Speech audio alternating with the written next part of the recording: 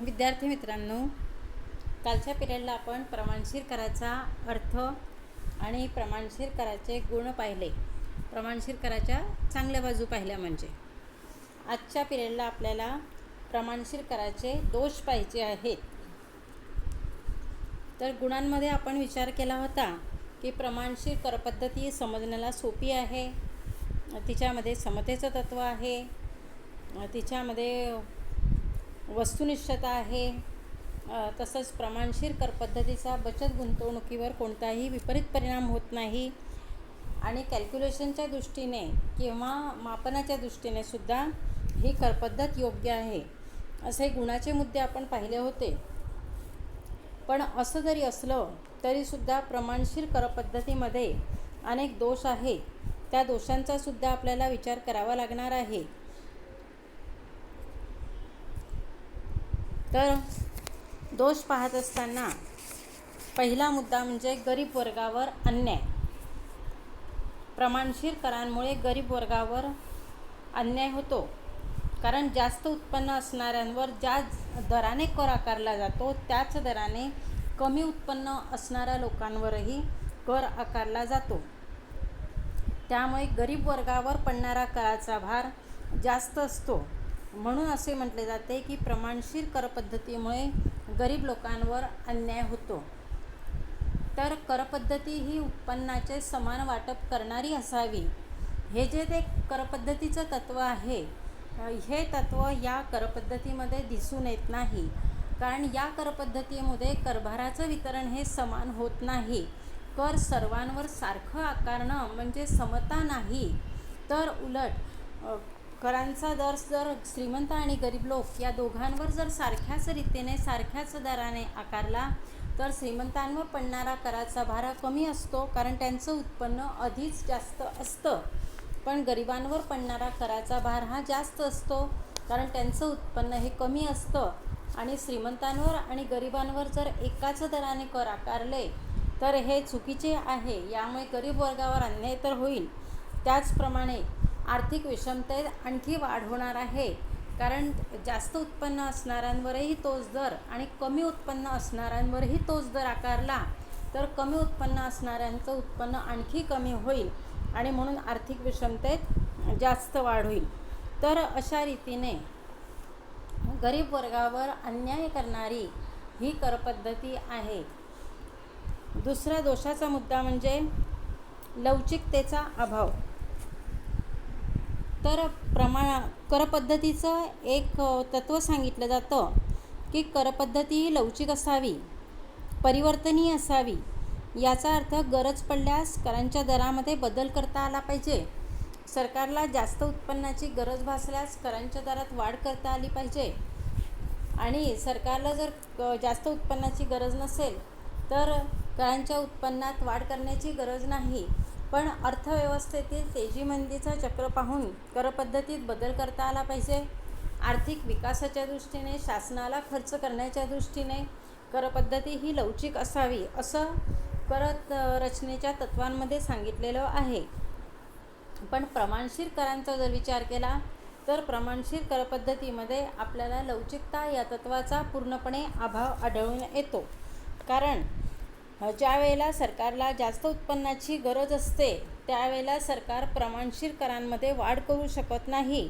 कारण प्रमाणशीर करपद्धतीमध्ये एकाच दराने सर्व लोकांवर कर आकारले जातात. उत्पन्नाचा गट कोणताही असो, उत्पन्न कितीही असो, सर्वांना एकाच दराने कर द्यावयाचा असतो. आणि जर सरकारने जास्त उत्पन्नाची गरज भासल्यास प्रमाणशीर करांमध्ये वाढ केली तर गरीब लोकांवर जास्त कर द्यावा लागेल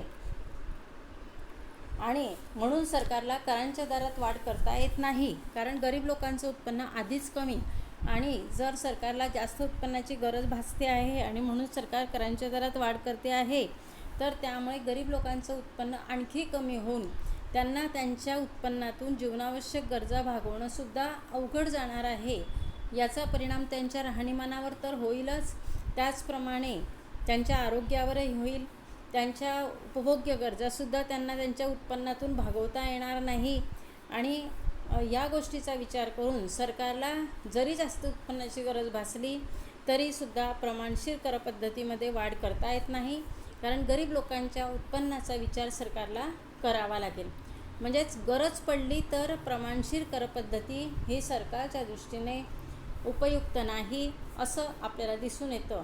कारण सरकारला जेव्हा गरज वाटते तेव्हा सरकारला लगेच उत्पन्नात वाढ करता आली पाहिजे अशी करपद्धती असणं गरजेचं असतं. पण प्रमाणशीर करपद्धतीमध्ये लवचिकतेचा अभाव दिसून येतो. तिसरा दोष आहे उत्पादकता या तत्वाचा अभाव. तर ज्याप्रमाणे प्रमाणशीर करपद्धतीमध्ये लवचिकतेचा अभाव असतो, त्याचप्रमाणे प्रमाणशीर करपद्धतीत उत्पादकता या तत्वाचा अभाव आहे. कारण प्रमाणशीर करपद्धतीत उत्पन्न पातळी कोणतीही असो, करांचा दर समान असतो. करांचा दर हा एकच असतो. श्रीमंत असो, गरीब असो, उत्पन्न कितीही असो, सर्वांना सारख्याच दराने कर हा द्यावा लागत असतो. परंतु सर्वच लोकांची करभार पात्रता समान नसते. करभार पात्रता ही उत्पन्नानुसार वेगवेगळी असते. आता ज्यांचं उत्पन्न जास्त आहे तर त्यांची करभार पात्रता साहजिकच आहे. करभार पात्रता याचाच अर्थ कर देण्याची क्षमता. तर ज्यांचं उत्पन्न जास्त आहे ते शासनाला खर्च करण्यासाठी जास्तीत जास्त कर देऊ शकतात. पण ज्यांचं उत्पन्न कमी आहे की त्यांना त्यांच्या उत्पन्नातून त्यांच्या जीवनमानाच्या गरजाही भागवता येत नाही, अशा लोकांची करभार पात्रता, कर देण्याची क्षमता ही साहजिकच कमी असते. शासनाला गरीब लोकांच्या करभार पात्रतेचा विचार करून करांचे दर वाढविता येत नाही आणि त्यामुळे सरकारला या करांमुळे फारसे उत्पन्न मिळत नाही. तर प्रमाणशीर करपद्धती ही उत्पादक नाही. करपद्धतीच्या तत्वांमध्ये करपद्धती ही उत्पादक असावी. सरकारला जास्तीत जास्त उत्पन्न मिळवून देणारी असावी. कारण सरकारला जर जास्त उत्पन्न मिळालं तरच सरकार जास्त खर्च करू शकते आणि सरकारने जास्त खर्च केला तरच देशाचा विकास होऊ शकतो. पण प्रमाणशीर करपद्धती मात्र ही याच्या उलट आहे. या करपद्धतीमुळे सरकारला जास्तीचं उत्पन्न मिळू शकत नाही. कारण शासनालाही लोकांच्या करभार पात्रतेचा विचार हा करावा लागत असतो. कारण प्रमाणशीर करभार पात्रता ही सर्व लोकांवर एकाच दराने करांची आकारणी केली जात असते. जास्त उत्पन्न असणाऱ्या लोकांना आणि कमी उत्पन्न असणाऱ्या लोकांना एकाच दराने कर द्यावे लागतात. वास्तविक ज्यांचं उत्पन्न जास्त आहे त्यांची करभार पात्रता जास्त असते आणि ज्यांचं उत्पन्न कमी आहे त्यांची करभार पात्रता ही कमी असते. पण प्रमाणशीर करपद्धतीमध्ये ह्या करभार पात्रतेचा विचार केला जात नाही, तर फक्त एकाच दराने कराची आकारणी केली जात असते. आणि म्हणून सरकारला जरी जास्त उत्पन्नाची गरज भासली तरीसुद्धा या करांचे दर वाढवून उत्पन्न मिळवता येत नाही. कारण त्यांना गरीब लोकांच्या करभार पात्रतेचा विचार करावा लागतो. आणि म्हणून असं म्हटलं जातं की गरज पडली तरीसुद्धा सरकारला या करांमुळे फारसं उत्पन्न मिळत नाही. सरकार या करपद्धतीमुळे उत्पन्न मिळवू शकत नाही. पुढचा आणि शेवटचा दोष म्हणजे न्यायतत्वाच्या विरोधी. प्रमाणशीर करपद्धती ही श्रीमंत आणि गरीब वर्गावर सारख्याच दराने कर आकारले जात असल्यामुळे श्रीमंत वर्गापेक्षा गरीब वर्गावर त्याचा जास्त प्रतिकूल परिणाम होतो. कारण श्रीमंत वर्गाचं आधीच उत्पन्न जास्त असतं आणि त्यामुळे त्यांच्यावरती काही फारसा फरक पडत नाही. पण त्याच दराने श्रीमंतांवर ज्या दराने कर आकारले जातात त्याच दराने गरीब लोकांवर कर आकारले तर त्यांच्यावरती प्रतिकूल परिणाम होत असतात. वास्तविक करांचा भार हा ज्यांचं उत्पन्न जास्त आहे, जे लोक श्रीमंत आहेत त्यांच्यावरती जास्त पडायला पाहिजे आणि ज्यांचं उत्पन्न कमी आहे असा गरीब वर्ग यांच्यावरती कराचा भार हा कमी पडायला पाहिजे. पण या करपद्धतीत तसे होत नाही. उलट गरीब वर्गावरती अन्याय होत असतो.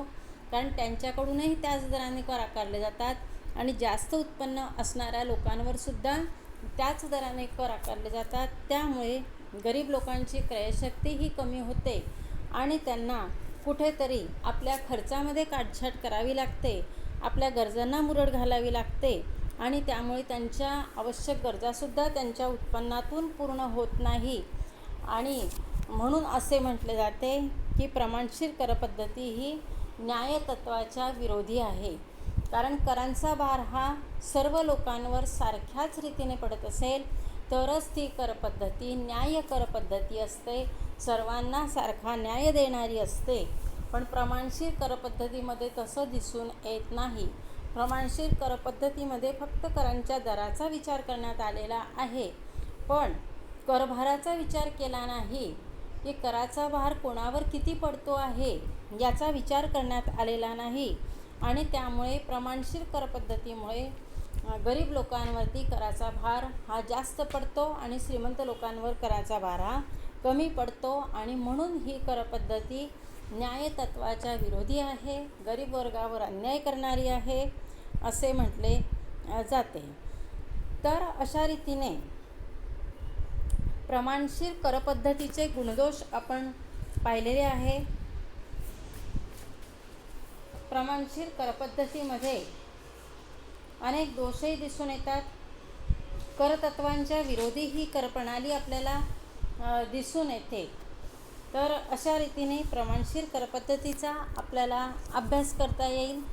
आता फक्त आपली प्रतिगामी करपद्धती ही एवढी शिल्लक राहिलेली आहे. या वर्गीकरणाच्या प्रकारातील याचा विचार मात्र आपण पुढच्या पिरियडला करूया. प्रतिगामी करपद्धतीचा अर्थ, व्याख्या आणि प्रतिगामी करपद्धतीचे गुणदोष यांचा विचार आपण पुढच्या पिरियडला करूया.